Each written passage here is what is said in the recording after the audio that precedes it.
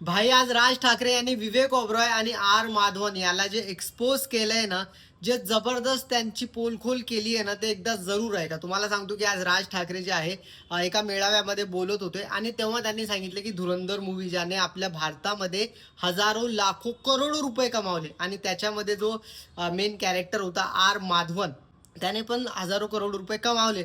पण तो आर माधवन स्वतः आपल्या देशामध्ये राहत नाही, म्हणजे भारतामध्ये आर माधवन स्वतः राहत नाही. तो दुबईला शिफ्ट झालाय. तो फक्त कामासाठी आणि सिनेमा बनवण्यासाठी भारतामध्ये येतो, भारतातून पैसा छापतो आणि स्वतःची लेविश लाईफ जगतो दुबईमध्ये. ते तर सोडा, त्याच्यापेक्षा सरप्राइझिंग आणि धक्कादायक म्हणजे विवेक ओबरॉय ज्याने स्वतः श्री नरेंद्र मोदी यांची बायोपिक केली होती आणि स्वतः नरेंद्र मोदीजींचा रोल केला होता आणि जेवढं जबरदस्तपणे त्यांचा रोल केलेला आणि ते जेवढी त्यांची कामगिरी आहे ते आपल्या मूवीमध्ये मांडलेली, तो विवेक ओबरॉय सुद्धा शिफ्ट झालाय दुबईमध्ये. म्हणजे तो देखील भारतामध्ये राहत नाही. तो फक्त बिझनेस करण्यासाठी एखाद्या वेळेस आला इकडे तर येतो. तो राहतो दुबईमध्ये. त्याचा बिझनेस तिकडे जबरदस्त चाललाय.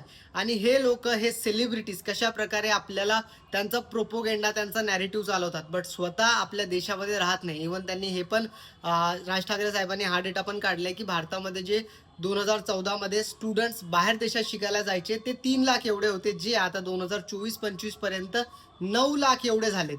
इव्हन जे प्रिव्हियस आपले धर्मेंद्र प्रधानजी माजी शिक्षण मंत्री होते, त्यांची स्वतःची मुलगी देखील आपल्या देशामध्ये राहत नाही किंवा शिकत नाही, ती देखील विदेशात जाते.